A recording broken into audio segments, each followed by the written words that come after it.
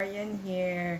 Let's study God's words. Ang didakin natin today is repent and reflect. So yung Bible version is from John 13 verse 27. So Jesus told him, what you are about to do, do it quickly. So the one who wrote today's story is si Sisla Arnie Uy. So sabi niya, well, as we age or grow old, there's a deep appreciation for the gift of life. So although sometimes, sabi niya, despite sa appreciation, nagkakaroon tayong regrets. So, bakit ba tayo nagkakaroon ng regrets? Because of ignorance or stubbornness. So, yung parang, we insist on what we want, even na wrong tayo.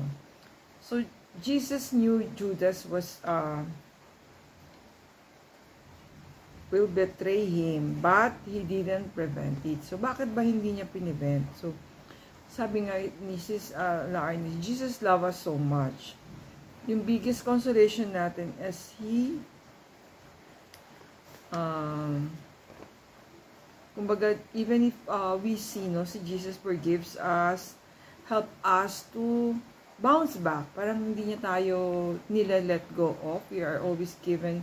Sabi niya, He is not just a God of one chances, but many chances. Not a God of second chances, but a God of many chances, diba?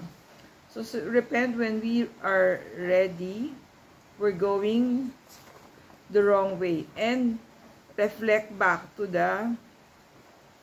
not to fall again. So, ang reflection natin there, instead of wasting time in regrets, repent God's mercy and never sin. No?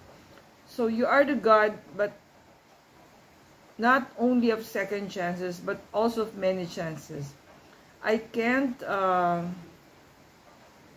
undo the past, but I can walk the best path. Amen, amen. Stay safe, everyone. God bless you all. Thank you for watching. See you in our next video.